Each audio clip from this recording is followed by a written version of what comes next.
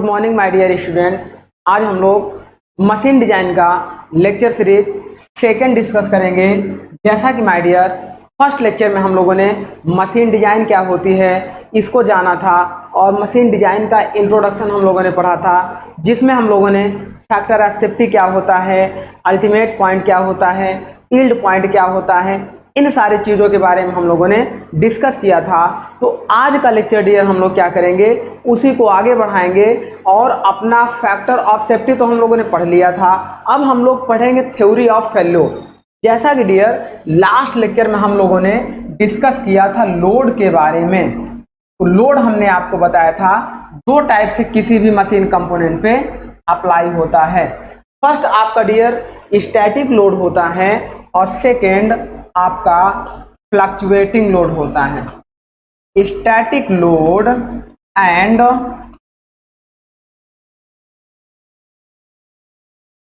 Fluctuating load. अब यहां पे देखिए डियर, स्टैटिक लोड का मतलब क्या है कि लोड की वैल्यू लगातार कांस्टेंट रहे किसी भी एलिमेंट पर, और अगर लोड की वैल्यू कांस्टेंट होगी, टाइम के साथ चेंज नहीं होगा, तो उस लोड की वजह से उस पे इंड्यूस्ड हुए स्ट्रेस की वैल्यू भी कांस्टेंट होगी। ऐसे लोड को हम लोग स्टैटिक लोड बोलते हैं। और जिसमें लोड की वैल्यू देखिए इस तरीके से लगातार कांस्टेंट ना हो, ऐसे चेंज होती रहे। अगर इसकी बात करते तो ये मान लीजिए स्ट्रेस हो गया, ये स्ट्रेन हो गया, ये कुछ ऐसा कांस्टेंट होता, लेकिन यहाँ एक टाइम पे स्ट्रेस इतना है, एक टाइम पे इतना, एक टाइम पे इतना, ये स्ट्रेस की वैल्यू है। तो टाइम के साथ स्ट्रेस की वैल्यू क्या हो, चेंज हो, ऐसे स्ट्रेस को हम लोग बोलते हैं या ऐसे लोड को बोलते हैं फ्लक्चुएटिंग लोड। अब हम क्या करेंगे डियर, जब फ्लक्चुएटिंग लोड की डिजाइन करते थे किसी मशीन कंपोनेंट के लिए, फ्लक्चुएटिंग लोड को सेफ रखना चाहते थे उस मशीन कंपोनेंट पर, तो उसे हम लोग दो थ्योरी से फाइंड करते थे। हम लोग फर्स्ट यूज करते थे गेस्ट एंड ट्रेस्का थ्योरी। तो इन सब थ्योरी का अप्लाई हम लोगों ने लास्ट लेक्चर में पढ़ा था। हम आज का जो पढ़ने चल रहे हैं, ये हम लोग पढ़ने चल रहे हैं स्टैटिक लोड के बारे में। ये हमारे सिलेबस में नहीं है। हमारे सिलेबस में डियर क्या है, स्टैटिक लोड को डिजाइन करने के लिए है। तो स्टैटिक लोड को जब हम लोग डिजाइन करते हैं तो इसे हम लोग दो तरीके से डिजाइन करते थे। जब किसी भी मशीन कंपोनेंट पे स्टैटिक लोड लगता था तो वो क्या होता था, या तो एक डायरेक्शन में लगे, जैसे मान लीजिए इस डायरेक्शन में लग जाए, जैसे मान लीजिए इस डायरेक्शन में लग जाए, तो इस तरीके के लोड को डियर हम लोग बोलते हैं यूनी एक्सियल लोडिंग। और अगर हमारा लोड की डायरेक्शन देखिए ऐसे हो, एक डायरेक्शन में ना हो, दो डायरेक्शन या तीन डायरेक्शन में हो, टू या थ्री डायरेक्शन में लोड हमारा लग रहा हो, तो ऐसे लोडिंग को डियर हम लोग बोलते हैं। अगर दो डायरेक्शन में लगे तो इसे हम लोग बोलेंगे बाई एक्सियल लोडिंग। और अगर तीन डायमेंशन, मान लीजिए कि जेड एक्सिस में भी कोई लोड हमारा अप्लाई हो, तो उसे हम लोग बोलेंगे ट्राई एक्सियल लोडिंग। जब हम लोग यूनी एक्सियल की बात करते डियर, तो इसे केवल और केवल सिंपल स्ट्रेस मेथड से फाइंड कर लेते। लेकिन जब किसी भी कंपोनेंट पे दो या दो से अधिक लोड अप्लाई होने लगे, तो उसके लिए हम लोगों को बाई एक्सियल और ट्राई एक्सियल के लिए हम लोगों को थ्योरी ऑफ फेल्योर को अप्लाई करना होता है। इसी थ्योरी ऑफ फेल्योर के बारे में हम लोग पढ़ने चल रहे हैं। तो चलिए डियर, हम लोग अब अपना टॉपिक स्टार्ट करेंगे कि थ्योरी ऑफ फेल्योर क्या होता है। तो यहाँ देखिए, सबसे पहले हम लोग इसकी बात करते हैं। आज का टॉपिक हमारा स्टार्ट होगा theory of failure. Theory of failure क्या होता है डियर, देखिए जैसे सपोज करिए ये एक वर्क पीस हो गया। इस वर्क पीस पे मान लीजिए हम लोगों ने थ्री डायमेंशनल लोड अप्लाई कर दिया। मान लीजिए इधर हमने P1, इधर हमने P2, वाई एक्सिस में P2 और जेड एक्सिस में P3 लोड हम लोगों ने अप्लाई कर दिया। अब इस लोड की वजह से यह कंपोनेंट पर क्या क्या रिएक्शन आएगा, इस पे क्या क्या इफेक्ट आएगा, उसकी प्रिडिक्शन की थ्योरी जिससे हम लोग याद करते हैं, उसी मेथड को कहते हैं थ्योरी ऑफ फेल्योर। जैसे मान लीजिए कि अगर इसकी मैक्सिमम लोड बियर कैपेसिटी मान लीजिए कितनी है 100 किलो पास्कल है, तो अब हम इस 100 किलो पास्कल के बिलो ही इस वर्कपीस पर लोड को अप्लाई करेंगे, और कितना अप्लाई करेंगे वो हमारा बताता था फैक्टर ऑफ सेफ्टी। तो इन्हीं सारी फिनोमिना की स्टडी हमारी कहलाती है थ्योरी ऑफ फेल्योर, जब दो या दो से अधिक डायरेक्शन में किसी बॉडी पर लोड अप्लाई किया जाए। इसी को हम लोग सीखेंगे। तो यह क्या होता है डियर, थ्योरी ऑफ फेल्योर किसी भी बॉडी के लिमिट का एक प्रिडिक्शन होता है। एक प्रिडिक्शन होता है, यह 100% रिजल्ट नहीं देता है, लेकिन नियरली 100% देता है। नियरली का मतलब अगर 100 वर्कपीस पर हम प्रिडिक्शन करें कि maximum load bear capacity 100 kilo pascal हो, तो उसमें से हो सकता है 99 वर्कपीस 100 किलो पास्कल तक सेफ हो, शायद एकाध वर्कपीस ऐसे हों कि जो 100 किलो पास्कल के नीचे लोड पर भी फेल हो जाए। तो मतलब मेरा कहने का ये है डियर कि जो थ्योरी ऑफ फेल्योर है, failure theory to predict the failure, यह क्या करती है, किसी भी वर्कपीस के फेल्योर का प्रिडिक्शन करती है कि कोई भी कंपोनेंट कब फेल होगा। Predict the failure of a machine element subjected to biaxial और ट्राईएक्सियल स्ट्रेस। जब यह थ्योरी ऑफ फेल्योर किसी कंपोनेंट के फेल्योर का प्रिडिक्शन करेगा, जब उस पे बाईएक्सियल या ट्राईएक्सियल लोडिंग लगी होगी, तो उस लोडिंग की वजह से जो स्ट्रेस आएगा वो बाईएक्सियल या ट्राईएक्सियल स्ट्रेस इंड्यूस्ड होगा। देन हमारा क्या होगा, to find a relation between stress and strength of material is called theory of failure. और यह डिपेंड करता है dear, it is based on prediction but not 100% true. यह डिपेंड करता है कि कितनी एक्यूरेट प्रिडिक्शन हमारा दे रहा है। 100% ट्रू रिजल्ट नहीं देता है, लेकिन नियरली 100% रिजल्ट देता है। हम लोग इसी के बारे में सीखेंगे। और हमारे पास डियर 5 टाइप की थ्योरी ऑफ फेल्योर होती है। 5 टाइप थ्योरी ऑफ फेल्योर होता है। 5 टाइप का मतलब अभी हम लोग 1 बाय 1 सीखेंगे। इसके पहले एक स्लाइड हम लोग डिस्कस कर लेते हैं डियर कि जो डिजाइन प्रोसेस हम लोग सीख रहे हैं, हम इसमें अगर स्टेप की बात करें तो शुरू में इंट्रोडक्शन में हमने आपको बता दिया था। यहाँ पर भी देखिए जो हम स्टेप फॉलो करते हैं, सबसे पहले हम क्या करते हैं, नीड एम। हमारा एम क्या होता है, हमें क्या बनाना है। पहली थिंग डिजाइन की हमारी क्या होनी चाहिए कि हमें क्या बनाना है। जब हमें ये पता चल जाए कि हमें क्या बनाना है, तो अब हम देखेंगे कि उस पर different types of mechanism and उस पर लगने वाले फोर्स की एनालिसिस करेंगे कि किस किस टाइप का फोर्स उस पर लग सकता है। उस फोर्स को सहन करने के लिए फिर हम डिपेंड करेंगे या चूज करेंगे सिलेक्शन ऑफ मटेरियल।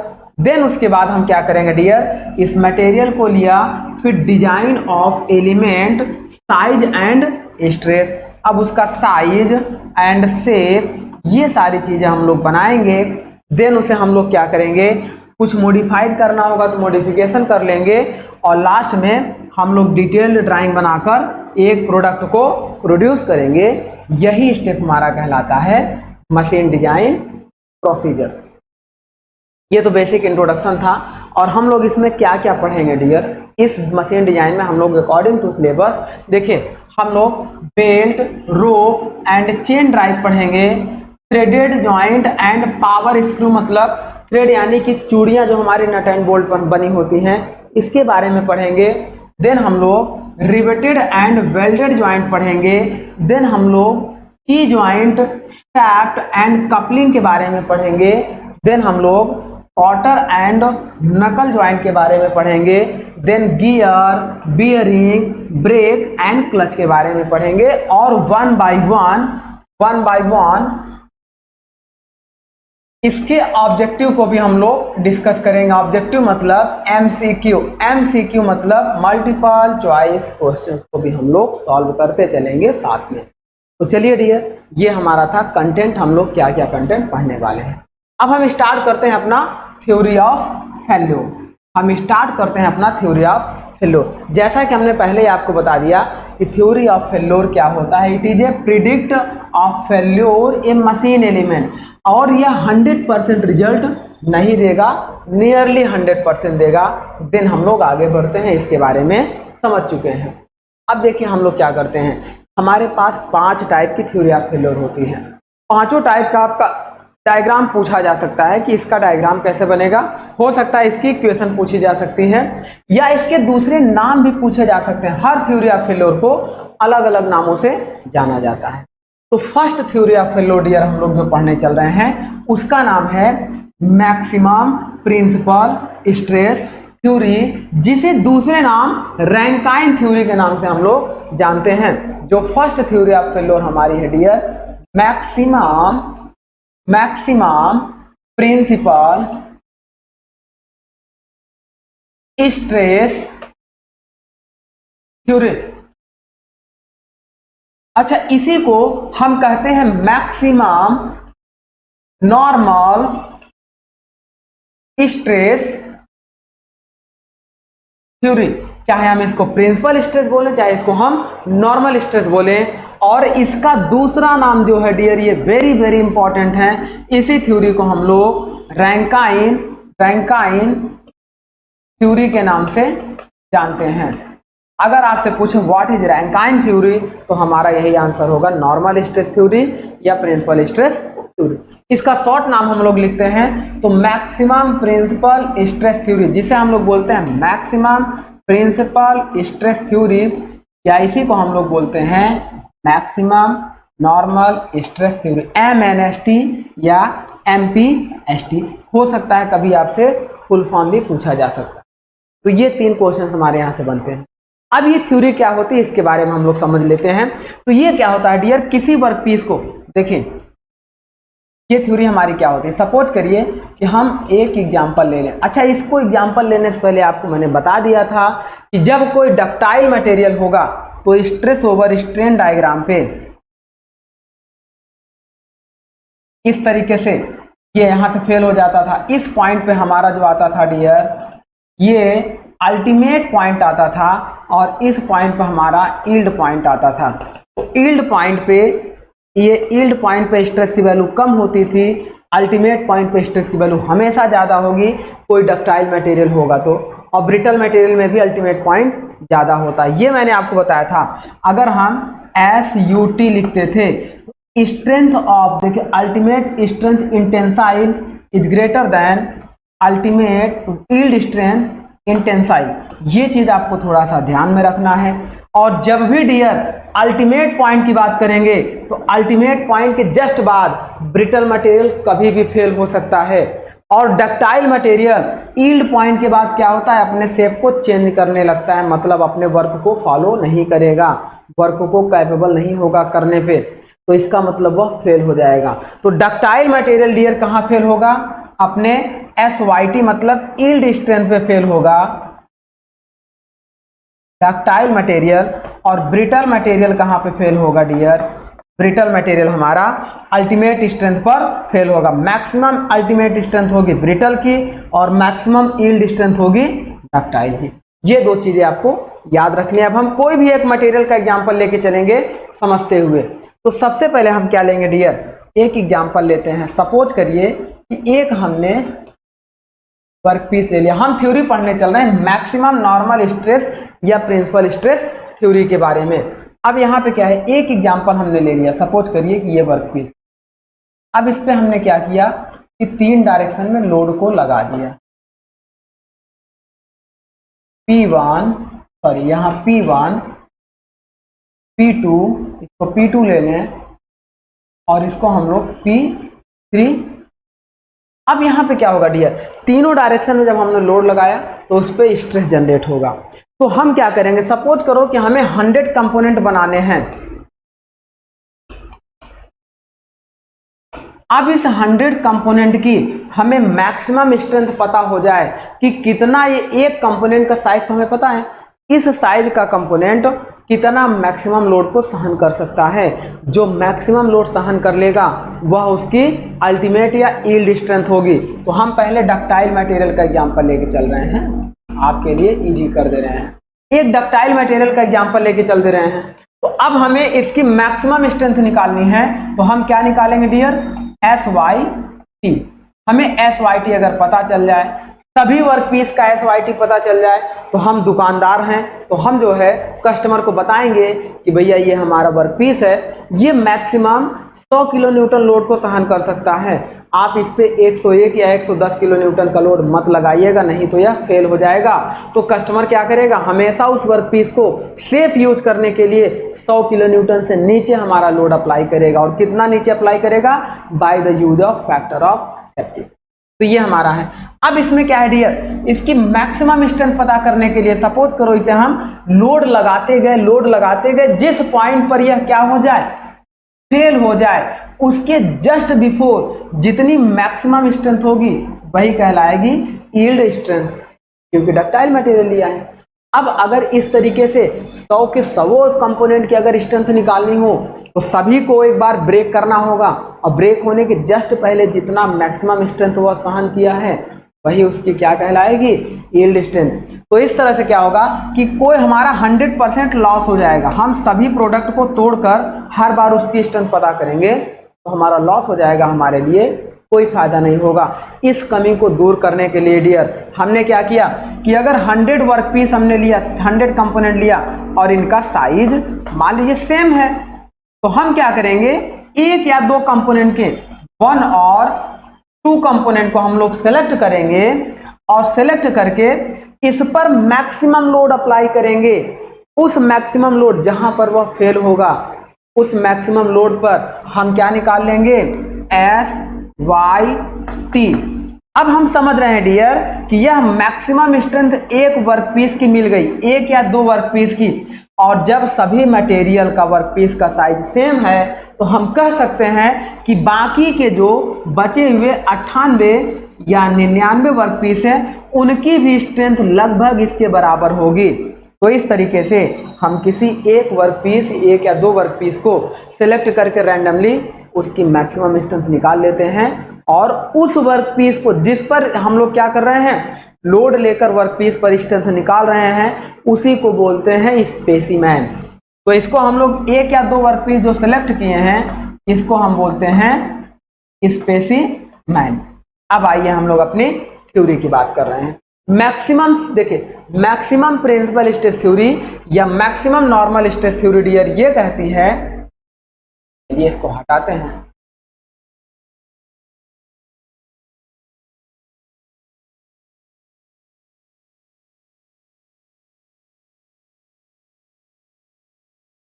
चलिए मान लीजिए कि ये वर्क पीस था, ये लोड लगा हुआ था। अब जिस डायरेक्शन में लोड लगेगा तो स्ट्रेस भी हमारा इंड्यूस होगा। मान लीजिए P1 लोड लगा था, तो P1 की वजह से जो स्ट्रेस हमारा इंड्यूस हो रहा है वो हम सिग्मा 1 ले रहे हैं नॉर्मल स्ट्रेस। P2 के लोड की वजह से जो स्ट्रेस इंड्यूस्ड होगा इस डायरेक्शन में उसे हम सिग्मा 2 ले लें, सिग्मा 2, और P3 की वजह से जो स्ट्रेस इंड्यूस्ड हो वो सिग्मा 3 ले लें। तो इस तरीके से ये हमारा एक कंपोनेंट है। अब इसमें क्या हो रहा है डियर कि जो हमारा लोड लग रहा है, एक वर्क पीस हमने लिया, सपोज करो कि हमने 100 वर्क पीस में से किसी एक वर्क पीस को लिया जो हमारा है स्पेसिमेन। तो उस स्पेसिमेन की स्ट्रेंथ मान लो SYT ऑफ स्पेसिमेन, तो ये मैक्सिमम स्ट्रेंथ है, मैक्सिमम स्ट्रेंथ है। अब इसकी वैल्यू देखो, अब जो बाकी के हमारे 100 में से 99 या 98 वर्क पीस बचे हैं, हमेशा उस पर जो स्ट्रेंथ है, जो लोड है या स्ट्रेस की वैल्यू है उससे कम लगाएंगे, तभी हमारा वर्क पीस सेफ होगा। तो मान लो strength of yield of specimen हम ले लिए 100 किलो न्यूटन। अब बचे हुए वर्क पीस को हमेशा 100 किलो न्यूटन से कम पर लोड अप्लाई करके हम लोग वर्किंग करेंगे। दैट मीन्स ये जो 100 किलो न्यूटन की वजह से स्ट्रेस आएगा SYT, यील्ड स्ट्रेंथ इंटेंशन में स्पेसिमेन का जो हमारा स्ट्रेस आएगा, हम चाहेंगे कि इससे कम हमेशा किसका स्ट्रेस हो, स्ट्रेस ऑफ हमारा क्या हो जाए, वर्किंग हो जाए। जो हम वर्किंग स्ट्रेस उस वर्कपीस पे लगाएंगे उसकी वैल्यू हमेशा हमारा किससे कम हो, इस स्पेसिमेन से कम हो। यही थ्योरी हमारी कहलाती है dear maximum normal stress theory. अभी इसमें आपको थोड़ा सा डाउट हुआ होगा, देखिए उसको भी हम लोग क्लियर करेंगे। पहले ये समझिए कि 100 वर्क पीस लिया, एक वर्क पीस की मैक्सिमम रैंडम क्षमता हमारी 100 किलो न्यूटन आई, तो बाकी के सारे वर्क पीस को हम लोग 100 से कम पर वर्किंग करेंगे। अब 100 से कम पर वर्किंग करेंगे तो हमें देखो 3 स्ट्रेस लगाए हैं, तो सपोज करो हम क्या करेंगे, मान लो सिग्मा 1 की वैल्यू, आप ऐसे देखिए, सपोज करिए सिग्मा 1 की वैल्यू 70 किलो न्यूटन हो और सिग्मा 2 की वैल्यू 80 किलो न्यूटन हो और सिग्मा 3 की वैल्यू 60 किलो न्यूटन हो। अब इसको क्या है डियर, एक ही वर्कपीस पे 3 डायरेक्शन में लोड लग रहे हैं, तो हमारा मैक्सिमम स्ट्रेंथ कितनी है, 100 किलो न्यूटन, और इससे कम पर हम वर्किंग कर रहे हैं। तो हम इस वर्कपीस को सेव करने के लिए इस पे 3 डायरेक्शन में जो लोड लग रहे थे उनमें से सबसे मैक्सिमम वाले लोड की वैल्यू को हम क्या करें, ज्ञात कर लें, और हम ये चेक कर लें कि उस मैक्सिमम लोड की वैल्यू 100 वाले से कम है या ज़्यादा है। अगर मैक्सिमम वाले लोड की वैल्यू 100 से कम है तो मिनिमम वाले की तो उससे और ज़्यादा कम होगी, इसका मतलब वर्कपीस हमारा सेफ होगा। तो अगर हम फॉर सेफ डिजाइन की बात करें, फॉर सेफ डिजाइन की बात करें डियर, तो अब देखो मिनिमम, देखो maximum value of sigma 1, sigma 2, sigma 3, sigma 1, sigma 2 और सिग्मा 3 में से किसी एक की मैक्सिमम वैल्यू को हम लोग सेलेक्ट कर लेंगे। जो मैक्सिमम मिलेगी, मान लो इसमें से किसकी 80, सिग्मा 2 की मैक्सिमम वैल्यू है, और हम ये देखेंगे कि 80 की वैल्यू 100 से हमारी क्या है, कम है, और 100 हमारा क्या है, SYT ऑफ स्पेसिमेन है। तो जब 80 वाला सेफ हो जाएगा तो 60 और 70 वाला ऑटोमेटिक सेफ रहेगा। तो ये जो इक्वेशन हमारी निकल के आएगी डियर, यही इक्वेशन हमारी कहलाती है नॉर्मल स्ट्रेस थ्योरी। 3 डायरेक्शन में स्ट्रेस अगर लग रहा है तो तीनों में से जिस स्ट्रेस की वैल्यू सबसे मैक्सिमम होगी उसका मान हमेशा उस वर्कपीस के या स्पेसिमेन के मैक्सिमम यील्ड स्ट्रेंथ या अल्टीमेट स्ट्रेंथ से कम होना चाहिए। ब्रिटल मटेरियल है तो अल्टीमेट स्ट्रेंथ से कम रखेंगे, डक्टाइल मटेरियल है तो यील्ड स्ट्रेंथ से कम रखेंगे। तो ये हमारा होता है डियर इक्वेशन। अब इसमें हम क्या करते हैं, ये तो हमारा हो गया है कि इक्वेशन जो हमने यहाँ पे लिख रखा है सिग्मा 1, सिग्मा 2, सिग्मा 3। अब यहाँ पे देखिए डियर, जब हम देखो सिग्मा 1, सिग्मा 2, सिग्मा 3 में जिसकी वैल्यू मैक्सिमम हो उसका मान हमेशा लेस रखेंगे SYT से, और कितना लेस रखेंगे उसके लिए हम लोग यूज करते हैं sigma 1, sigma 2, sigma 3 is equal to जब लगाते थे तो यही हमारा होता था SYT अपॉन फैक्टर ऑफ, ये हमारा होता है dear equation. Factor of safety की वैल्यू हमारी कितनी होती है, 2, 3, 4 और मैक्सिमम 2 का यूज करते, तो ये हमारा होता है इक्वेशन। अब इसमें जैसे देखो सिग्मा 2 की वैल्यू 80 किलो न्यूटन है, तो हम यहाँ से क्या कर रहे हैं कि इसको 100 किलो न्यूटन मैक्सिमम लोड है, 80 किलो न्यूटन सिग्मा 2 है, तो सिग्मा 2 सेफ होगा, और जब 80 किलो न्यूटन सेफ होगा तो 70 और 60 ऑलरेडी सेफ होगा। ये हमारी थ्योरी कहलाती है मैक्सिमम नॉर्मल स्ट्रेस थ्योरी। इसमें देखिए क्या है dear, according to this theory for no failure maximum principal stress developed in strain body should be less than equal to yield stress in uniaxial loading। yield stress या ultimate stress ductile material के लिए yield stress के कम value होनी चाहिए, और brittle material के लिए ultimate stress से कम वैल्यू होनी चाहिए। ये हमारा होता है नॉर्मल स्ट्रेस थ्योरी। अच्छा, इसमें और देखिएगा नॉर्मल स्ट्रेस थ्योरी में जब इसका डायग्राम प्लॉट करते हैं डियर, एक क्वेश्चन आपका पूछा जाता है कि डायग्राम हम अगर प्लॉट करें तो कैसे करते हैं, इसको भी थोड़ा सा आप ध्यान दीजिएगा, मतलब graphical approach, graphical approach. Graphical approach अगर हम बात करेंगे मैक्सिमम नॉर्मल स्ट्रेस थ्योरी के लिए, तो हम ये जानते हैं dear, sigma 1 comma sigma 2 comma sigma 3 is equal to S Y T upon F O S. अच्छा समझिए डियर, अगर किसी चीज की मैक्सिमम लिमिट ज्ञात करनी हो, मैक्सिमम का मतलब इधर मान लो कोई एक स्ट्रेस आ गया जिसकी वैल्यू मैक्सिमम थी, हमने लिया था सिग्मा 2 की वैल्यू मैक्सिमम, तो मैक्सिमम को अगर हम सेव कर लें तो ये दोनों सेव रहेगा, तो मैक्सिमम की value S Y T upon F O S हम लोग कर दें। अब यहां से देखिए डियर क्या हो जाएगा, जब हमारा इस तरीके से आएगा तो हम अगर इसकी लिमिट निकालना चाहें तो हम क्या करेंगे, देखिए जब हमें क्या करना है कि एस वाई टी बराबर 100 किलो न्यूटन था और उस पर अगर हम वर्किंग स्ट्रेस की वैल्यू भी 100 किलो न्यूटन लगाएं तो ये मैक्सिमम वर्किंग स्ट्रेस की लिमिट हमें पता चलेगी, बाउंड्री हमें पता चलेगी कि किस बाउंड्री के बाहर वर्किंग लोड अप्लाई करने पर मटेरियल फेल होगा।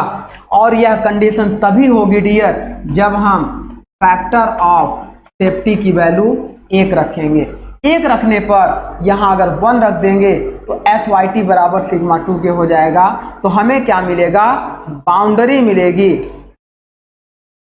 बाउंड्री मिल जाएगी और हम उसी बाउंड्री के अंदर वर्क करेंगे। जैसे सपोज करिए कि एक हमने एक्सिस ले लिया ये सर्किल का, अब सपोज करो कि इस सर्किल के अंदर हम जितना अंदर जाएंगे यहां पे हमारा क्या है, मैक्सिमम सेफ रीजन है, मैक्सिमम सेफ रीजन है, और इससे जितना हम बाउंड्री पे जाएंगे यहाँ पे थोड़ा सा कम सेफ है, यहाँ पे और रिस्क है, और यहाँ पे रिस्क 100% है फेल होने के। तो ये जो सर्किल मिला डियर, इसी सर्किल को हम बोलते हैं बाउंड्री, और ये सर्किल तब मिलेगा जब किसी भी इक्वेशन में हम फैक्टर ऑफ सेफ्टी की वैल्यू 1 रखेंगे, और उसके बाद जब ये सर्किल मिल जाए तो हम सेफ कंडीशन के लिए इस सर्किल के इस मतलब लिमिट के इस बाउंड्री के अंदर ही वर्क करते हैं।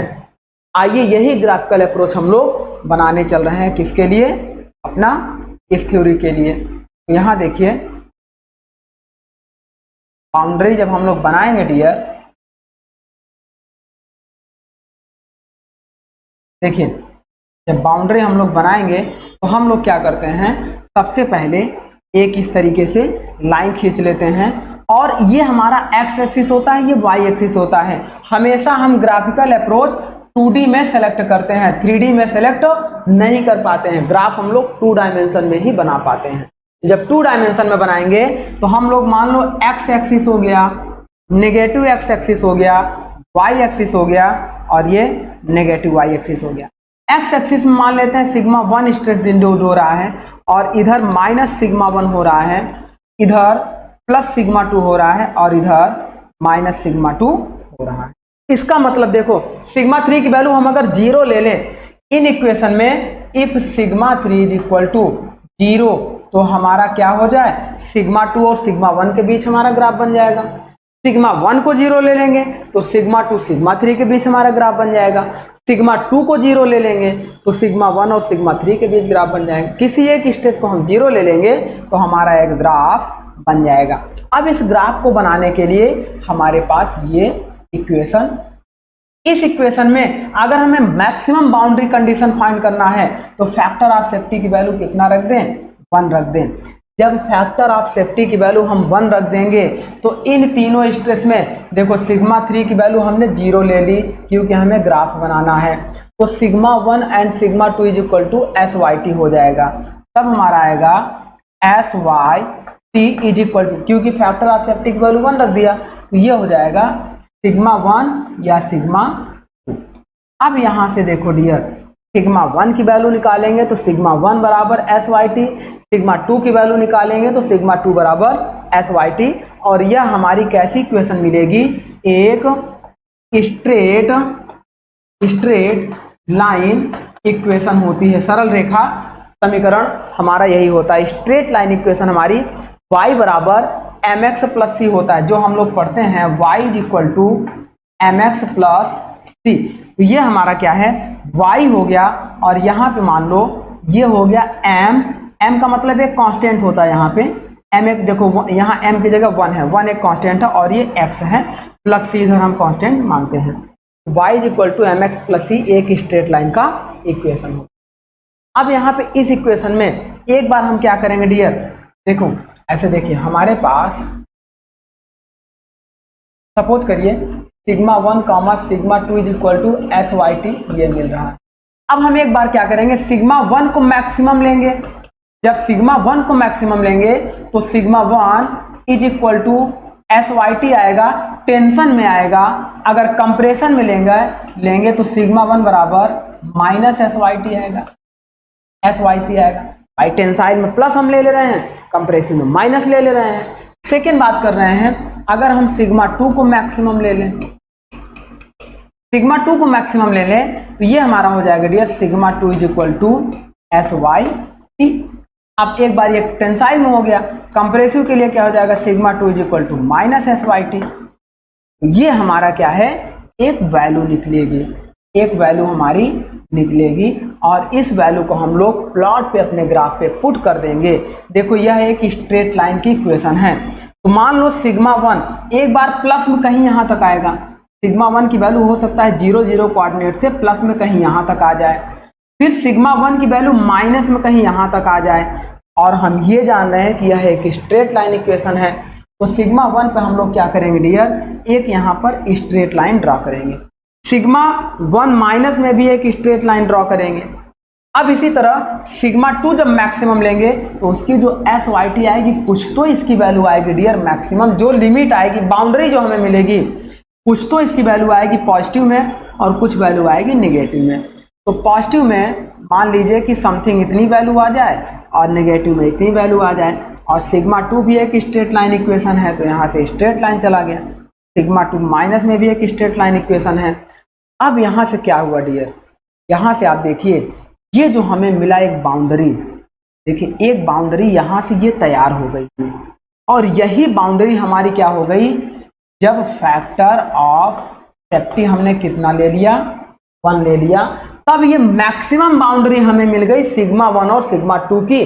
अब इस बाउंड्री की जस्ट बाहर पूरा मटेरियल फेल हो जाएगा, और बाउंड्री के अंदर जितना अंदर हम लोग आएंगे, यहाँ पे ज़्यादा सेफ होगा, यहाँ पे मैक्सिमम सेफ होगा, यहाँ मटेरियल सेफ होगा, यहाँ सेफ होगा, यहाँ सेफ होगा।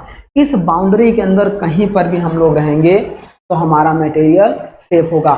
हमें इससे मतलब नहीं है कि बाउंड्री के अंदर कहाँ रहना है।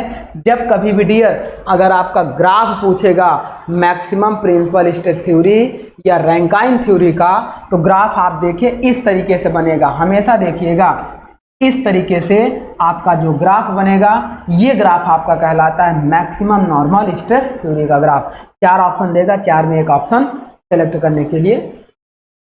तो ये हमारा ग्राफिकल मेथड हो गया, इसी थ्योरी को बोलते हैं मैक्सिमम नॉर्मल स्ट्रेस। चलिए सेकंड हम लोग पढ़ने चल रहे हैं dear, maximum shear stress theory, जिसे हम लोग सेकंड हमारा थ्योरी ऑफ फेल्योर क्या है, मैक्सिमम शियर स्ट्रेस थ्योरी, जिसे हम लोग ट्रेस्का एंड जे गेस्ट थ्योरी के नाम से जानते हैं। इसे हम लोग ट्रेस्का एंड गेस्ट थ्योरी के नाम से भी जानते हैं। ये हमारा होता है second theory, Tresca and Guest theory. ये कहलाता है मैक्सिमम शियर स्ट्रेस थ्योरी। इसमें हम क्या करते हैं डियर, किसी भी वर्कपीस पर, देखिए किसी भी वर्कपीस पर शियर स्ट्रेस लोड लगाते हैं।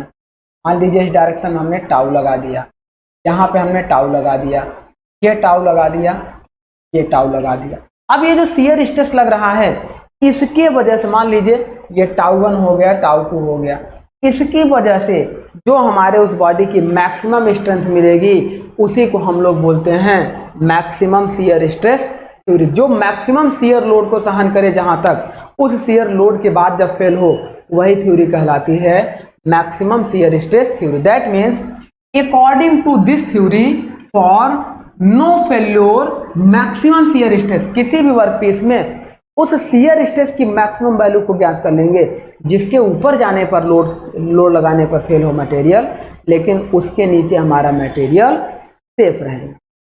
तो ये हमारा हो गया। Developed in a strain body should be less than और equal to maximum shear stress in uniaxial loading yield point. मान लीजिए कि इस वर्कपीस में एक हम स्पेसिमैन ले लिए। अब उस स्पेसिमैन पर जो हमने शियर स्ट्रेस लगाया था, उस शियर स्ट्रेस की जो मैक्सिमम वैल्यू आई 100 किलो न्यूटन। तो इसका मतलब इस वर्कपीस में अगर हम शियर लोड अप्लाई करना चाहें तो हमेशा 100 किलो न्यूटन से कम अप्लाई करेंगे। तो हम कैसे करेंगे, हमेशा वर्किंग स्ट्रेस जितना हम अप्लाई करेंगे, working shear stress is always less than tau maximum shear stress maximum of स्पेसी। अब कितना हम कम अप्लाई करेंगे उसके लिए आपको पता होना चाहिए डियर, उसके लिए आपको पता होना चाहिए। देखिए, हम working stress is equal to tau maximum upon factor of safety, tau maximum upon factor of safety. तो ये हमारा होता है फैक्टर ऑफ सेफ्टी। कर देंगे तो हमारा वर्कपीस का वर्किंग शियर स्ट्रेस निकल जाएगा। अब हम ये जानते हैं डियर, जब शियर स्ट्रेस लगाते हैं तो मोहर सर्किल में हम लोगों ने पढ़ा हुआ है, मान लो 3 स्ट्रेस लगा दिया, सिग्मा 1, सिग्मा 2, सिग्मा 3। इन तीनों स्ट्रेस की वजह से सपोज करो ये सिग्मा 1 हो जाए, ये सिग्मा 2 हो जाए और ये सिग्मा 3 हो जाए। तो यहाँ पे इसकी डायमीटर रेडियस होती है, तो यहाँ पे हम लोग रेडियस बराबर डायमीटर बाई 2 होता है, तो आप सभी जानते हैं। इस थ्योरी से जब हम लोग स्ट्रेस की वैल्यू निकालते थे तो हम लोग वहाँ पे क्या निकालते थे, एवरेज स्ट्रेस निकालते थे, सिग्मा 1 माइनस सिग्मा 2/2 या सिग्मा 1 प्लस सिग्मा 2/2। इस तरीके से इक्वेशन हमारे पास होती थी। तो हम इसी इक्वेशन के अकॉर्डिंग इस पर क्या करेंगे, एक इक्वेशन फाइंड करेंगे। उसके लिए कैसे फाइंड करेंगे, पहले देखिए डियर, जो मैक्सिमम शियर स्ट्रेस थ्योरी हमारी आएगी उस पर हमारा क्या होगा, जो टाउ मैक्सिमम होगा, टाउ मैक्सिमम मतलब वर्किंग स्ट्रेस हमारा क्या होगा, वो होगा yield stress upon factor of safety. और फैक्टर ऑफ सेफ्टी इसमें कितना रखेंगे, 2 रखेंगे। ये थोड़ा सा याद रखना इंपॉर्टेंट है। फैक्टर ऑफ सेफ्टी की वैल्यू 2 रखेंगे। जब इसे हम लोग डिजाइन करेंगे तो डिजाइन करने के लिए यहाँ पे देखिए, जो वर्किंग स्ट्रेस हम लोग निकाल रहे हैं, कितना मैक्सिमम शियर स्ट्रेस उस पर अप्लाई कर सकते हैं, तो उसके लिए हम ये जानते हैं डियर कि अगर 3 स्ट्रेस हमारे पास हैं तो फर्स्ट हमारा क्या हो जाएगा, सिग्मा 1 माइनस सिग्मा 2/2। जब मोहर सर्किल के अकॉर्डिंग हम लोग देखते हैं, एक एक्सिस में स्ट्रेस की वैल्यू सिग्मा 1 माइनस सिग्मा 2/2 लेते हैं, अनदर एक्सिस में हम लोग लेते हैं sigma 2 minus sigma 3/2, comma another axis में लेते हैं सिग्मा 3 माइनस सिग्मा 1/2। अब इन तीनों में से किसी भी एक स्ट्रेस की वैल्यू 1, 2 एंड 3, इन तीनों में किसी भी एक स्ट्रेस की वैल्यू लेस देन हो जाए किसके, yield stress in tension upon 2 के, तो वो मटेरियल हमारा सेफ रहेगा। तो अब कितना लेस होगी उसके लिए हम लोग क्या करते हैं dear, -2/2 comma sigma 2 minus sigma 3/2 comma sigma 3 minus sigma 1/2 is equal to, जब लेस देन को हटाते हैं तो वही हमारा क्या हो जाता है, SYT/2 इंटू FOS।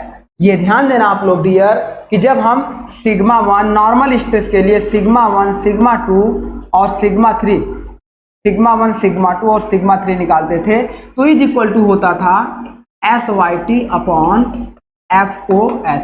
लेकिन शियर स्ट्रेस के लिए होता है SYT/2FOS। ये थोड़ा सा आपको याद रखना है। इस इक्वेशन को कभी कभी डायरेक्ट ऑब्जेक्टिव में पूछा जाता है इस नाम से देकर, मैक्सिमम शियर स्ट्रेस थ्योरी के लिए, या उसका दूसरा नाम है ट्रेस्का एंड गेस्ट। अब इसको जब हम लोग करते हैं डियर तो हमारा क्या होता है, ये इक्वेशन निकल के आती है। इसमें से अगर हमें बाउंड्री के लिए फैक्टर ऑफ सेफ्टी 1 मानेंगे, एक बाउंड्री के लिए मानेंगे तो वर्किंग स्ट्रेस बराबर अल्टीमेट स्ट्रेस या यील्ड स्ट्रेस मिल जाएगा। तो उस बाउंड्री के अंदर हम लोग सेफ रीजन को फाइंड करें। तो सेफ रीजन को फाइंड करने के लिए फैक्टर ऑफ सेफ्टी हम लोग 1 रखेंगे और जब इस इक्वेशन में फैक्टर ऑफ सेफ्टी हम लोग 1 रख देंगे तो इसकी वैल्यू आएगी सिग्मा 1 माइनस, देखिए जब यहाँ पे फैक्टर ऑफ सेफ्टी 1 रखेंगे तो सिग्मा 1 माइनस सिग्मा 2 अपॉन 2, एक ये हो गया, comma sigma 2 minus sigma 3 upon 2, comma sigma 3 minus sigma 1 upon 2 is equal to, ये केवल आएगा एस वाई टी अपॉन 2 पे आएगा। अब यहां से देखिए डियर, हम क्या है कि अगर हम ग्राफिकल मेथड अप्रोच करेंगे तो केवल 2 स्ट्रेस के बीच ग्राफ खींच सकते हैं। तो देखिए ग्राफिकल मेथड की बात कर रहे हैं, ग्राफिकल मेथड में हम किसी एक स्ट्रेस को 0 मान लें, तो सपोज करिए let sigma 3 is equal to 0, तो 2 कोऑर्डिनेट हमें मिल जाएंगे, सिग्मा 1 और सिग्मा 2। अब उसके लिए जब सिग्मा 3 हमने 0 ले लिया तो यहाँ देखिए इस इक्वेशन में सिग्मा 3 की वैल्यू 0 रखेंगे और ये इक्वेशन हम फिर से यहाँ लिख दे रहे हैं, सिग्मा 1 माइनस सिग्मा 2 अपॉन 2, इसमें सिग्मा 3 नहीं है, comma sigma 2 minus sigma 3 upon 2, comma sigma 3 minus sigma 1 upon 2 is equal to S Y T upon, sigma 3 0 रखेंगे तो देखिए ये वैल्यू जो आएगी सिग्मा 1 माइनस सिग्मा 2 अपॉन 2, ये अपनी जगह पे वही रहेगा। ये जो वैल्यू आएगी सिग्मा 2 माइनस ये तो 0 हो गया, तो इसकी वैल्यू आएगी सिग्मा 2 अपॉन, कॉमा इसकी वैल्यू देखिए माइनस सिग्मा 1 अपॉन 2 आएगा is equal to S Y T upon 2 आएगा। अब इसको हम लोग जब सॉल्व कर लेंगे डियर तो देखो किसी क्या करेंगे, इन तीनों में से किसी एक स्ट्रेस की value S Y T upon जो मैक्सिमम होगा, maximum of stress is equal to इसके बराबर में कर देंगे, तो हमारा क्या निकलेगा, बाउंड्री कंडीशन निकलेगा। उसके लिए जब हम लोग सॉल्व करेंगे तो आपको केवल ग्राफ बता दे रहे हैं, क्योंकि आगे ज़्यादा डिटेल्ड आपका डेरिवेशन नहीं आएगा, आपको ग्राफ याद करना है। इसमें क्या होगा डियर, इधर हमारा देखो ये होता है सिग्मा 1 पॉजिटिव, ये होता है सिग्मा 2 पॉजिटिव, ये होता है सिग्मा 2 नेगेटिव और ये होता है सिग्मा 1 नेगेटिव। होगा क्या इस वाले एक्सिस में, देखिए थोड़ा सा यहाँ पे देखिए ग्राफ थोड़ा अच्छे से देखिए, यहाँ पे देखिए इस एक्सिस की बात करेंगे तो इस एक्सिस में क्या सिग्मा 1 पॉजिटिव है, ये सिग्मा 2 पॉजिटिव है, तो यहाँ पे क्या होगा, इधर सिग्मा 1 कॉमा सिग्मा 2 दोनों पॉजिटिव हैं। इस एक्सिस में जाएंगे तो यहाँ सिग्मा 2 पॉजिटिव है, लेकिन ये सिग्मा 1 नेगेटिव है, तो सिग्मा 2 पॉजिटिव और सिग्मा 1 नेगेटिव हो गया। इस कोऑर्डिनेट में बात करेंगे तो यहाँ सिग्मा 2 नेगेटिव है, तो यहाँ क्या हो जाएगा सिग्मा 1 नेगेटिव और सिग्मा 2 नेगेटिव, ये एक्सिस हो गया। और यहाँ पे क्या हो जाएगा, सिग्मा 1 पॉजिटिव है और ये सिग्मा 2 नेगेटिव है, तो ये इस तरीके से कोऑर्डिनेट मिल जाएगा। जब इसे डियर हम लोग सॉल्व करेंगे तो इसका ग्राफ आपको याद रखना है, इसकी वैल्यू केवल इतनी आएगी, ये लगभग यहाँ से एक स्ट्रेट लाइन ऐसी बनेगी और यहाँ से एक स्ट्रेट लाइन ऐसी बनेगी, मतलब इसकी वैल्यू हो सकता है यहाँ से यहाँ तक चली जाए, यहाँ तक या यहाँ तक, लेकिन ये दोनों स्ट्रेट लाइन एक दूसरे को कट करेंगी। हो सकता है ऐसा भी बन सकता है, हम ये नहीं कह रहे हैं, लेकिन एक सिंपल सा आप मेथड समझिए कि ये कुछ इस तरीके से, और सिमिलर यहाँ पर भी वो मेथड ऐसे यहाँ पे कट करेगा और इन दोनों को यहाँ से ऐसे मिला दिया जाता है। ये जो ग्राफ बनता है डियर, इसी ग्राफ को हम लोग बोलते हैं, यही ग्राफ आपका बनेगा इसके लिए मैक्सिमम शियर स्ट्रेस थ्योरी के लिए। मैक्सिमम शियर स्ट्रेस थ्योरी के लिए अगर ग्राफ की बात करेंगे तो इस तरीके से आपको याद रखना है, ये बाउंड्री बन गई, इस बाउंड्री पे आपका factor of safety is equal to 1 है। बाउंड्री के अंदर जाएंगे तो आप सेफ रहेंगे, बाउंड्री के बाहर चले जाएंगे तो आप फेल रहेंगे। यह भी एक स्ट्रेट लाइन इक्वेशन होती है जिसका हमारा इस तरीके से ग्राफ होता है। ये हमारी हो गई डियर दूसरी थ्योरी ऑफ फेल्योर। नेक्स्ट हम लोग क्या करते हैं, तो आपको केवल एक इक्वेशन याद करनी है। इक्वेशन कौन सी, ये वाली इक्वेशन याद करनी है और ये वाला ग्राफ, बस इतना आपको याद करना। नेक्स्ट हम लोग देख लेते हैं third theory of failure. Third theory of failure हमारी होगी जिसे हम लोग बोलते हैं, चलिए इसे हम लोग रिमूव कर। थर्ड थ्योरी ऑफ फेल्योर हम लोग पढ़ने चल रहे हैं dear, maximum shear strain energy theory, जिसे बोलते हैं डिस्टॉर्शन एनर्जी थ्योरी या वॉन माइसेस हैंकी थ्योरी। इतने नामों से इसको जानते हैं। मैक्सिमम शियर स्ट्रेन थ्योरी, जब किसी बॉडी पे शियर स्ट्रेस लगाते हैं जो डिफॉर्मेशन मिलता है उसे बोलते हैं शियर स्ट्रेन थ्योरी। तो इसमें क्या होता है, मान लीजिए ये बॉडी हो गया, अब इस बॉडी पे हमने लोड लगाया। अगर ये बॉडी डक्टाइल है तो यह अपने शेप को ऐसे अपने इसके साइज को क्या कर देगा, बड़ा कर देगा। यह साइज को बड़ा कर दे रहा है, साइज चेंज हो रहा है, लेकिन शेप आपका नहीं चेंज होगा। अगर रेक्टेंगल है तो रेक्टेंगल ही रहेगा, शेप आपका नो चेंज। और यह तभी पॉसिबल है जब मटेरियल कैसा हो, डक्टाइल हो।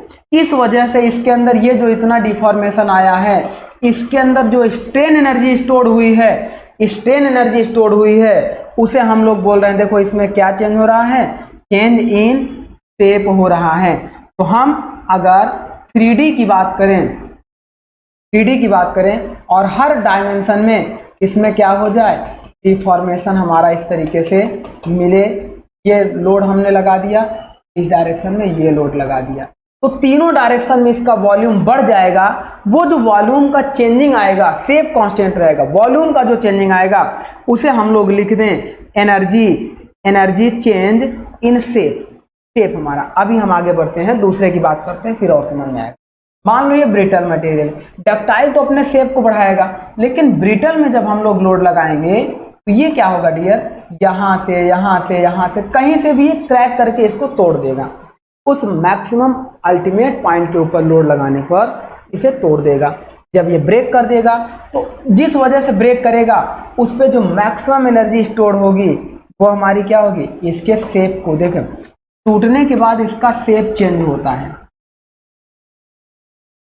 शेप चेंज हो जाएगा, लेकिन साइज इसका कांस्टेंट रहता है, साइज कांस्टेंट रहता है, बट टूटने के बाद साइज आपका बदल जाएगा।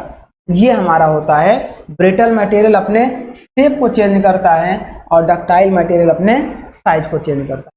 चेंज करने में जो उसके अंदर स्ट्रेन एनर्जी स्टोर होती है, देखिए according to the maximum shear strain energy theory for no failure of total shear strain energy in given volume under strain condition. इसका मतलब यह है कि एक गिवन वॉल्यूम में हम मैक्सिमम एक्सटर्नल लोड लगाएं, वह विदाउट फेल्योर हुए जितने एनर्जी को स्टोर करे वो हमारी स्ट्रेन एनर्जी कहलाती है। अब यहाँ पे क्या है कि condition should be less than और equal to shear strain energy in the same volume of uniaxial. जब किसी भी वर्क पीस में हम क्या करेंगे, सॉरी इसको हटाते हैं, ये तो हमारा कंप्लीट। ये डायग्राम आपको याद रखना है, इंपॉर्टेंट डायग्राम। चलिए, किसी भी वर्क पीस में जब हम लोग लोड लगाते हैं तो उस लोड के कारण उसमें जो चेंजिंग आ रहा है तो मतलब उसमें एक एनर्जी स्टोर हो रही है। और कौन सी एनर्जी स्टोर हो रही है, स्ट्रेन एनर्जी स्टोर हो रही है। और अगर शियर स्ट्रेस लगा रहे हैं तो शियर लोड लगाएंगे, शियर स्ट्रेस जनरेट होगा। उस शियर स्ट्रेस की वजह से जो डिफॉर्मेशन आएगा वो शियर डिफॉर्मेशन आएगा। तो इस वजह से जो हमारा एनर्जी स्टोर होगा उसके अंदर वो कौन सी एनर्जी स्टोर होगी, स्ट्रेन एनर्जी स्टोर होगी। और उस स्ट्रेन एनर्जी को हम लोग U से डिनोट करते हैं। और इस U को देखिए, जो टोटल स्ट्रेन एनर्जी की बात करेंगे तो ब्रिटल और डक्टाइल मटेरियल में अगर टोटल स्ट्रेन एनर्जी की बात करेंगे तो स्ट्रेन एनर्जी आपका देखिए, इसका जब शेप बढ़ेगा, साइज बढ़ेगा, तो इसका मतलब इसमें कौन सी एनर्जी स्टोर होगी, इसके वॉल्यूम को बढ़ाएगी, वॉल्यूम को बढ़ाएगी। तो इसके अंदर जो एनर्जी स्टोर होगी वो कौन सी एनर्जी स्टोर होगी, वो एनर्जी स्टोर होगी वॉल्यूमेट्रिक स्ट्रेन एनर्जी प्लस में। अब दूसरे वाले में देखो, ये हमारा शियर हो जा रहा है, ब्रेक कर जा रहा है, तो उस वजह से जो एनर्जी उसके अंदर स्टोर होगी उसे बोलेंगे शियर स्ट्रेन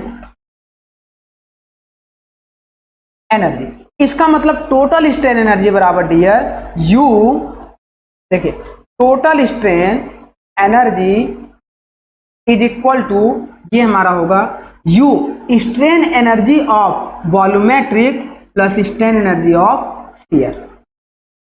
ये हमारा होता है। अब इसी को जब हम लोग इक्वेशन फॉर्म में देखते हैं तो यहाँ क्या होगा, U is equal to U V plus U S, U V बराबर चेंज इन वॉल्यूम या change in size, comma U S बराबर चेंज इन शेप या डिस्टॉर्शन जो टूट जा रहा है। देन इसका एक इक्वेशन आपको याद रखना है, मैक्सिमम डिस्टॉर्शन एनर्जी यूडी, ये जो टोटल यूवी प्लस यूएस बराबर एक वेरी वेरी इंपॉर्टेंट इक्वेशन है, तो हटा रहे हैं। यहाँ देखिए वेरी वेरी इंपॉर्टेंट इक्वेशन, केवल इक्वेशन आपको याद रखनी है। ये हमारा होता है इस तरीके से, देखिए इक्वेशन क्या होता है, 1 प्लस म्यू, म्यू एक कोफिशिएंट होता है, अपॉन 3 ई मतलब आपका होता है जैसे stress upon strain is equal to Young modulus of elasticity होता है। ई बराबर होता है यंग मॉडुलस ऑफ इलास्टिसिटी होता है और म्यू आपका होता है पॉइजन रेशियो। तो 1 प्लस म्यू अपॉन 3 सिग्मा 1 का स्क्वायर प्लस सिग्मा 2 का स्क्वायर प्लस सिग्मा 3 का स्क्वायर माइनस में ब्रैकेट में sigma 1 sigma 2 plus sigma 2 sigma 3 plus sigma 3 sigma 1 होगा।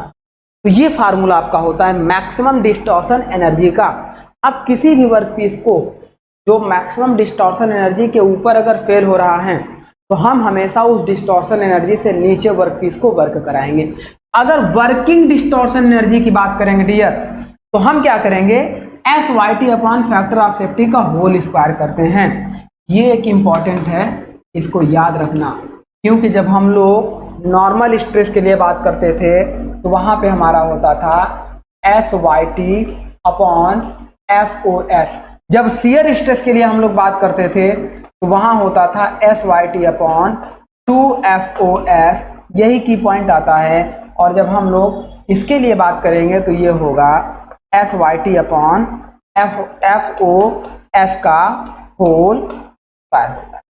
तो ये maximum distortion energy is equal to होगा sigma 1 square plus sigma 2 square plus sigma 3 का स्क्वायर कोष्टक में minus sigma 1 sigma 2 plus sigma 2 sigma 3 plus sigma 3 sigma 1 is equal to SYT upon FOS का whole square होगा। जब इसको हम लोग और सॉल्व करेंगे, ये इक्वेशन केवल आपको याद रखनी है, जब इसको और हम लोग सॉल्व करेंगे तो हम लोग क्या करेंगे, ग्राफिकल मेथड से, ग्राफिकल अप्रोच की बात करेंगे। तो ग्राफिकल अप्रोच पे जब हम लोग सॉल्व करेंगे डियर, तो सिग्मा 3 बराबर 0 ले ले रहे हैं, क्योंकि टू कोऑर्डिनेट पे हमारे ग्राफ ड्रा होते हैं। सिग्मा 3 बराबर 0 लेंगे तो ये हो जाएगा सिग्मा 1 का स्क्वायर प्लस सिग्मा 2 का स्क्वायर, सिग्मा 3 0 हो गया है, ब्रैकेट में minus sigma 1 sigma 2 sigma 1 sigma 2, ये भी 0 ये भी 0, क्योंकि सिग्मा 3 आपका क्या है, 0 है।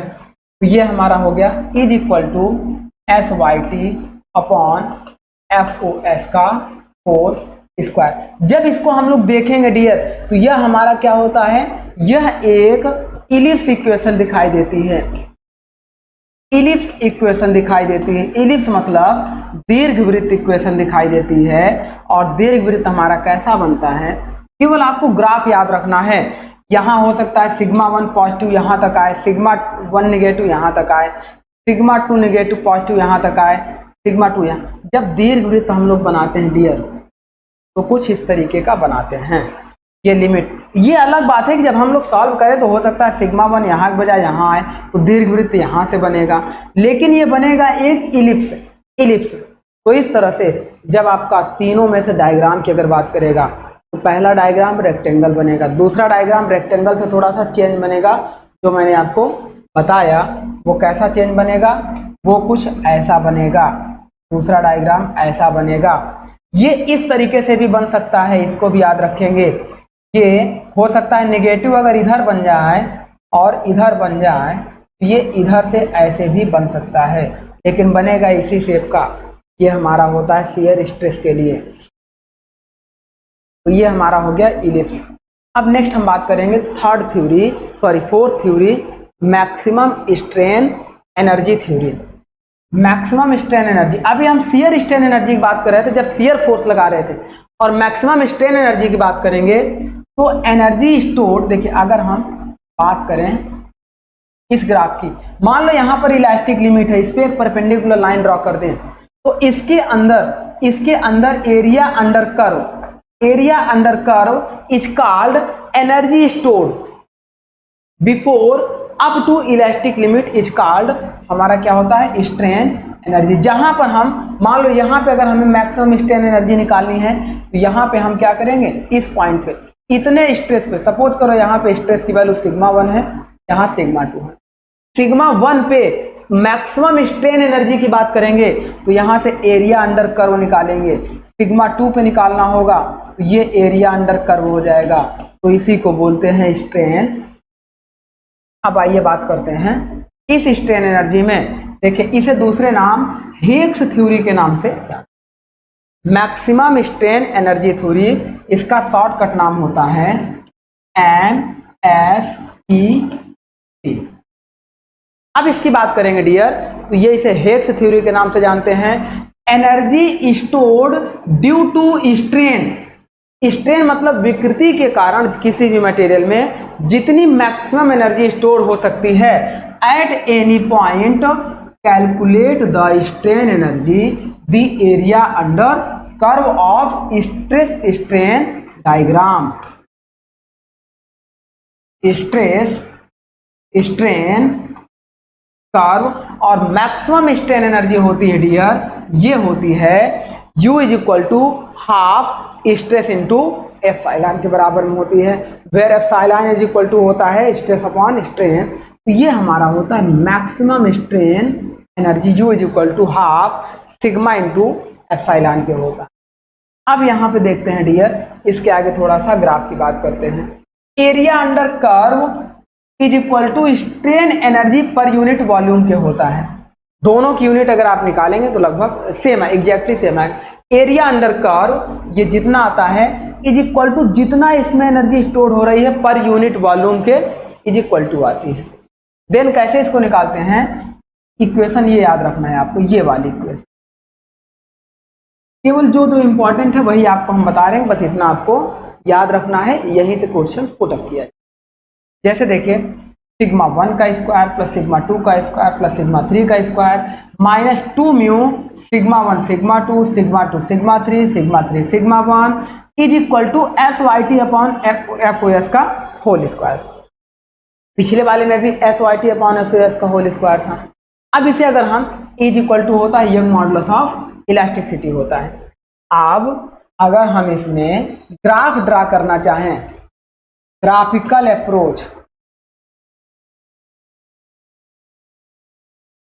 अप्रोच बनाना चाहें तो हम किसी एक स्ट्रेस को 0 मान लें, सिग्मा 3 को हम 0 मान लें, हर बार मान रहे थे, तो वैल्यू क्या बचेगी, यहाँ बचेगा सिग्मा 1 का स्क्वायर प्लस सिग्मा 2 का स्क्वायर ब्रैकेट बंद, सिग्मा 3 0 हो गया, minus 2 mu sigma 1 sigma 2 sigma 1 sigma 2। अच्छा देखो सिग्मा 3 0 है, सिग्मा 3, ये दोनों वैल्यू क्या हो जाएंगी, 0 हो जाएंगी, इज इक्वल टू हो गया SYT upon factor of FT का होल स्क्वायर। यह भी इक्वेशन आपको प्रीवियस इक्वेशन की तरह दिखाई दे रही है, एक इलिप्स, मतलब इसे भी ड्रॉ करेंगे तो हो सकता है सिग्मा 1 पॉजिटिव कहीं यहाँ तक आए, नेगेटिव कहीं यहाँ तक आए, सिग्मा 2 पॉजिटिव यहाँ तक आए, सिग्मा 2 नेगेटिव यहाँ तक आए। जब इसको हम लोग ड्रॉ करेंगे डियर, ये ग्राफ हमारा कुछ इस तरीके से ड्रॉ होगा। इसी को, ये एक इलिप्स बनेगा, इसी को हम लोग बोलते हैं मैक्सिमम स्ट्रेन एनर्जी। तो इसका इक्वेशन जो है ये वाला याद रखना है और ग्राफ आपका ये याद रखना है। ग्राफ कभी कभी एग्जाम में ES के एग्जाम में आपका ग्राफ ही सीधे दे देता है मिलाने के लिए। अब लास्ट थ्योरी हम लोग देख लेते हैं डियर। लास्ट हमारी है मैक्सिमम नॉर्मल स्ट्रेन थ्योरी, जिसे सेंट वेनेंट थ्योरी के नाम से जानते हैं। मैक्सिमम नॉर्मल स्ट्रेन थ्योरी, अब ये क्या होता है कि epsilon of sigma 1 sigma 2 sigma 3 is equal to SYT upon E into FOS होता है। E आपका क्या होता है, यंग मॉडुलस ऑफ इलास्टिसिटी होता है। तो ये हमारा हो गया एक, आपको इसको याद रखना है। इन तीनों में से किसी एक की वैल्यू जो ग्रेटर होगी उसको इसके बराबर रखेंगे तो हमारा इक्वेशन सेफ रहेगा। जैसे अब यहाँ सिग्मा 3 बराबर 0 रखेंगे तो हमारा ग्राफिकल अप्रोच मिल जाएगा। ग्राफिकल अप्रोच हमारा कैसे मिल जाएगा, जैसे सिग्मा 3 बराबर 0 रखेंगे तो सिग्मा 1 बराबर एप्सिलॉन बराबर स्ट्रेस अपॉन स्ट्रेन होता है, तो स्ट्रेन इज इक्वल टू क्या हो जाएगा, स्ट्रेस अपॉन, ये हो गया हमारा एप्सिलॉन हो गया। इस तरीके से माइनस म्यू अपॉन ये हो गया। एक इक्वेशन ये बनेगी, एक इक्वेशन सिग्मा 2 बराबर एप्सिलॉन 2 बराबर sigma 2 upon E minus mu sigma 1 upon E, और एक इक्वेशन बनेगी epsilon 1 is equal to sigma 1 upon E minus mu sigma 2 upon E. ये इक्वेशन पूछने के चांसेस कम रहते हैं। और इसका जो ग्राफ बनता है डियर, इसका जो ग्राफ बनता है, ग्राफ इसका थोड़ा सा अलग टाइप से बनता है। इस तरीके से इसका ग्राफ बनता है, बस आपको याद रखना है, एक बर्फी के टाइप का इसका ग्राफ बनता है, जो हम लोग बर्फी खाते हैं। तो ये हमारा होता है डियर, ये ग्राफ आपको थोड़ा सा याद रखना है। और ये ग्राफ कैसे बनेगा, यहाँ लिमिट जो आती है, सपोज करो इस पॉइंट पे मान लो सिग्मा 1 पॉजिटिव हो जाए, यहाँ तक आपका सिग्मा 2 सिग्मा 1 नेगेटिव आ जाए, यहाँ सिग्मा 2 नेगेटिव आ जाए, ये वैल्यू सिग्मा 2 पॉजिटिव आ जाए, और इसको हम लोग आगे ऐसे कुछ एंगल पे बढ़ाते हैं जहाँ पे इंटरसेक्ट करता है, इसको आगे बढ़ाते हैं जहाँ पे इंटरसेक्ट। यही आपका होता है एरिया अंडर कर्व, ये सेफ रीजन होता है। ये बाउंड्री हो गई, और इस बाउंड्री पर फैक्टर ऑफ सेफ्टी आपको भी मालूम है, एक होता है बाउंड्री के अंदर जाने पर हम सेफ रहेंगे। ये 5 हमारी थ्योरी ऑफ फेल्योर होती है। इन्हीं 5 थ्योरी ऑफ फेल्योर से हमारा क्वेश्चंस या तो ग्राफिकल से पूछा जाएगा या उसके इक्वेशन से पूछा। आई होप आपको चीज़ें समझ में आई होंगी। चलिए थोड़ा सा कुछ और इम्पोर्टेंट पॉइंट है, उसको भी हम आपको डिस्कस करके बता दे रहे हैं। इम्पॉर्टेंट पॉइंट का मतलब ये हमारा है कि जैसे हमने 2 मटेरियल बताया था डियर, एक मटेरियल हमने आपको बताया था ब्रिटल और एक मटेरियल हमने बताया था डक्टाइल। तो एक इम्पॉर्टेंट पॉइंट ये है कि अगर ब्रिटल मटेरियल की बात करें तो वह डक्टाइल में वीक होता है, सॉरी टेंशन में वीक होता है, लेकिन कंप्रेशन में बहुत स्ट्रांग होता है। तो कभी कभी ये क्वेश्चन पूछा जा सकता है, इसीलिए ब्रिटल मटेरियल को किसी भी मशीन के फाउंडेशन में यूज करते हैं ताकि मैक्सिमम कंप्रेसिव फोर्स और डैम्प्ड वाइब्रेशन को झेल सके। तो ब्रिटल मटेरियल कंप्रेसिव में स्ट्रांग होता है और शियर में और टेंशन में वीक होता है। अगर हम बात करें S for strength, U for ultimate, brittle material है तो अल्टीमेट स्ट्रेंथ की बात होगी, ब्रिटल मटेरियल है तो अल्टीमेट स्ट्रेंथ पर फेल होगा। अब अल्टीमेट स्ट्रेंथ जब हम बात करेंगे तो जो कंप्रेसिव अल्टीमेट स्ट्रेंथ है हमेशा ग्रेटर होगी अल्टीमेट स्ट्रेंथ इन शियर, उससे भी कम होगा ultimate strength in tension. Brittle material सबसे वीक होगा टेंशन में, उससे ज़्यादा उसकी स्ट्रेंथ होगी कंप्रेशन में, सॉरी उससे ज़्यादा उसकी स्ट्रेंथ होगी शियर में, और शियर से ज़्यादा होगी कंप्रेशन में। ये इक्वेशन आपको याद रखना। अगर यही डक्टाइल की बात करते डियर, यही हम डक्टाइल मटेरियल की बात करते तो डक्टाइल मटेरियल सबसे ज़्यादा स्ट्रांग होता है टेंशन और कंप्रेशन में, शियर में सबसे वीक होता है। डक्टाइल मटेरियल होता है वीक इन शियर, आसानी से काट सकते हैं, लेकिन ब्रिटल मटेरियल वीक होता है टेंशन में। अब डक्टाइल मटेरियल जब शियर में वीक होगा तो डक्टाइल के लिए हम लोग SY निकालते थे, यील्ड स्ट्रेंथ निकालते थे। डक्टाइल मटेरियल यील्ड स्ट्रेंथ के ऊपर फेल करता था। उस यील्ड स्ट्रेंथ के देखिए अगर हम बात करेंगे तो डक्टाइल मटेरियल के लिए yield strength in tension is equal to होता है यील्ड स्ट्रेंथ इन कंप्रेशन, और दोनों की वैल्यू ज़्यादा होती है yield strength in shear. Ductile material shear में ब्रेक करता है, ज़्यादा कमज़ोर होता है, और ब्रिटल मटेरियल टेंशन में वीक होता है। तो ये एक इम्पॉर्टेंट पॉइंट था dear. For brittle material maximum normal stress theory is suitable. अगर कभी आपसे पूछा जाए तो ब्रिटल मटेरियल के लिए मैक्सिमम नॉर्मल स्ट्रेस थ्योरी आपको अप्लाई करना है, और डक्टाइल मटेरियल आपका फेल होगा इन शियर में, because ductile material compressive strength are same as tensile strength both, और सबसे कम होगा। देखिए SYT बराबर SYC is less than SYS, ये हमारा हो गया। फॉर डक्टाइल मटेरियल 2 थ्योरी, कौन कौन सी थ्योरी? मैक्सिमम शियर स्ट्रेस, क्योंकि शियर में फेल होगा तो शियर में अगर हम सेव कर ले गए तो बाकी और सब में सेफ रहेगा, and maximum distortion energy theory are apply. ये हमारा हो गया डियर। अब इसमें देखिए कुछ नोट पॉइंट हमने दिया था। Distortion energy are more accurate, एक नोट पॉइंट आपको याद रखना है, distortion energy are more accurate but maximum shear stress theory are simple easy and safer. MDET maximum distortion energy theory सबसे ज्यादा एक्यूरेट रिजल्ट देगी, लेकिन वह कठिन कैलकुलेशन है। उसकी इक्वेशन भी आपने देखी थी, कितना सिग्मा 1 माइनस सिग्मा 2 का square, sigma 1 sigma 2 sigma 2 sigma 3, बड़ी कठिन इक्वेशन है। तो रिजल्ट तो अच्छा देगा लेकिन इक्वेशन कठिन है, तो इसीलिए हम लोग सिंपल इक्वेशन के लिए मैक्सिमम शियर स्ट्रेस थ्योरी को अप्लाई करते हैं। Shear stress theory is more conservative. Then बात करते हैं फैक्टर ऑफ सेफ्टी। तो हमने आपको फैक्टर ऑफ सेफ्टी बता रखा था डियर। यह क्या होता है, किसी भी मटेरियल की ultimate strength upon working strength होता है। फैक्टर ऑफ सेफ्टी बराबर अल्टीमेट, ऐसे देखिए, factor of safety is equal to SUT upon working strength, और factor of safety is equal to SYT upon working strength. Brittle material के लिए SUT और ductile material के लिए SYT। ये हमारा फैक्टर ऑफ सेफ्टी। एक आपका देखिए डियर, हम एक इंपॉर्टेंट पॉइंट डिस्कस करने चल रहे हैं जिसे हम लोग बोलते हैं फटीग एंड एंड्योरेंस लिमिट क्या हो। तो जो साइक्लिक लोड होता है किसी मटेरियल पे, कांस्टेंट साइक्लिक लोड अगर किसी मटेरियल पे लगा हो, उस साइक्लिक लोड की वजह से उस पर लगातार स्ट्रेस की वैल्यू, देखिए स्ट्रेस तो कांस्टेंट है लेकिन एक टाइम के बाद उसमें डिफॉर्मेशन आना स्टार्ट हो जाता है, वह फेल कर जाता है। तो ऐसे स्ट्रेस को हम लोग बोलते हैं fatigue stress.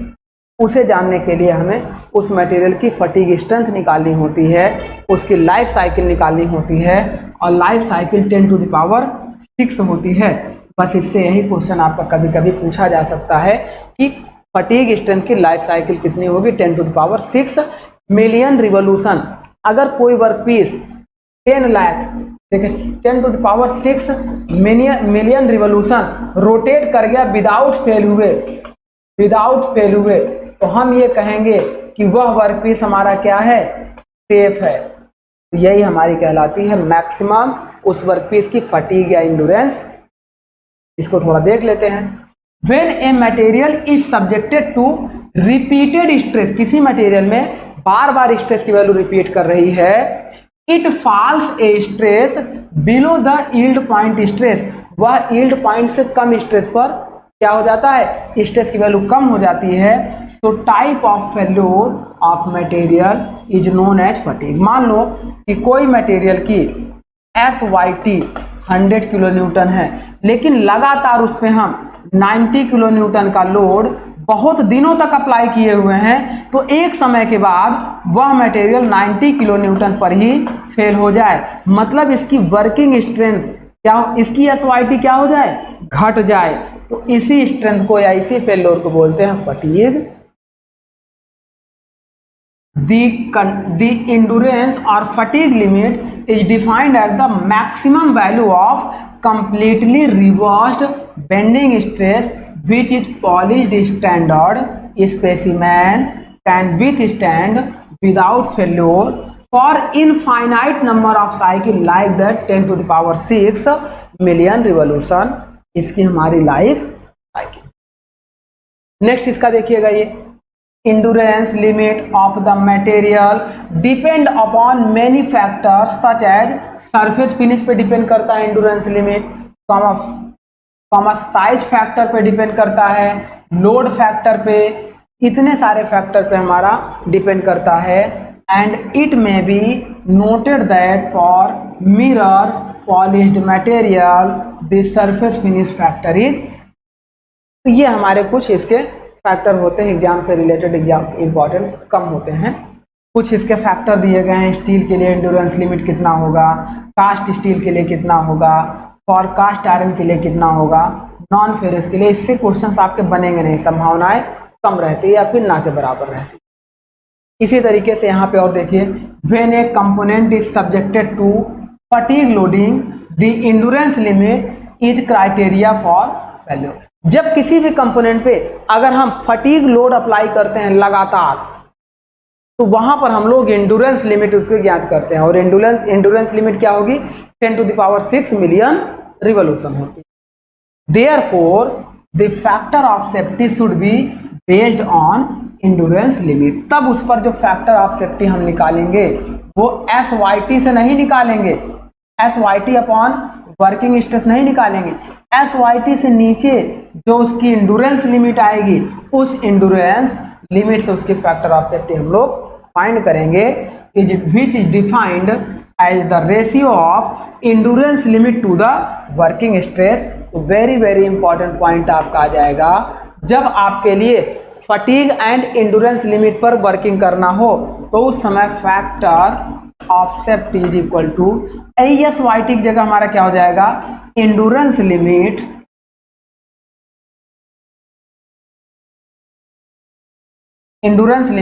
Upon working stress तो हमारा रहेगा। ये आपका हो गया। अदरवाइज हम लोग जानते थे फैक्टर ऑफ सेफ्टी बराबर ब्रिटल मटेरियल के लिए SYT अपॉन डक्टाइल के लिए SYT अपॉन वर्किंग स्ट्रेस, और ब्रिटल के लिए SUT अपॉन वर्किंग स्ट्रेस। ये हमारा होता था फैक्टर ऑफ सेफ्टी। लेकिन एंडुरेंस के लिए एंडुरेंस लिमिट अपॉन वर्किंग स्ट्रेंथ या स्ट्रेस होता। The regularity in the stress distribution caused by the absorbed change of shape is called stress concentration। पहले समझिए स्ट्रेस कंसंट्रेशन क्या होता है। देखिए डियर, जैसे मान लीजिए कि कोई वर्क पीस है, अब इस पे हम लोड लगा रहे हैं तो इसकी इस सरफेस पे जो स्ट्रेस हमारा इंड्यूस हो रहा है इस पूरे एरिया पे, अगर सरफेस एरिया बढ़ता है तो स्ट्रेस की वैल्यू क्या हो जाती है, कम हो जाती है, क्योंकि stress is equal to load upon load per unit area होता है। अगर एरिया की वैल्यू घटेगी तो स्ट्रेस की वैल्यू बढ़ जाती है, एरिया की वैल्यू बढ़ेगी तो स्ट्रेस की वैल्यू घट जाती है। तो जब माइक्रो लेवल पे हम लोग देखते हैं डियर कि कोई भी वर्क पीस में पीक एंड वैली होते हैं, तो पीक एंड वैली की वजह से अगर हम देखें तो सरफेस एरिया क्या होता है, कम हो जाता है। उस समय कुछ स्ट्रेस इस वैली पोजीशन में आकर कंसंट्रेटेड हो जाते हैं, ऐसी कंडीशन को बोलते हैं स्ट्रेस कंसंट्रेशन। तो ये हमारा हो गया स्ट्रेस कंसंट्रेशन। और इससे रिलेटेड क्या है, the ratio of maximum stress in the number at the notch और फिलेट। नॉच और फिलेट का मतलब ये होता है, जैसे मान लीजिए कोई वर्क पीस था, अब अगर इसको इस पे जोड़ना था तो इस तरीके से अगर हम ऐसे इसको जोड़ दें तो ये हमारा कहलाता है फिलेट। तो इस पे अगर हम पीक एंड वैली की बात करें तो यहाँ जो मैक्सिमम स्ट्रेस हमारे कंसंट्रेट होंगे उसी को कहते हैं स्ट्रेस कंसंट्रेशन। ये हमारा क्या होता है, the ratio of maximum stress in A number two the normal stress at the same section. Maximum stress upon normal stress is called stress concentration. ये हो गया इज कॉल्ड थ्योरेटिकल और form stress concentration factor. It's value is depend upon the material and geometry of the part. ये इसकी जो geometry होगी इस geometry पे डिपेंड करेगा कि इस पे पीक एंड वैली कितनी बन रही हैं, पीक एंड वैली कितनी बन रही है, और इसकी मटेरियल कैसा है, किस मटेरियल का है, उस पर भी स्ट्रेस कंसंट्रेशन डिपेंड करता है। तो ये था माय डियर आज का हमारा वेरी इंपॉर्टेंट लेक्चर, जिस पे हम लोगों ने डिस्कस किया different types of 5 theory of failure और उनके ग्राफ को भी हम लोगों ने डिस्कस किया। आपको 5 थ्योरी ऑफ फेल्योर के केवल डबल नेम याद करने, जो अलग अलग नाम है, दो और साथ में उनका मेन इक्वेशन याद करना है और उनके ग्राफ कैसे कैसे बनते हैं वो याद करने हैं। देन आपका कुछ इंट्रोडक्शन हमने इस पे दिया। तो उम्मीद करते हैं डियर आज का लेक्चर आपको समझ में आया होगा, अच्छा लगा होगा।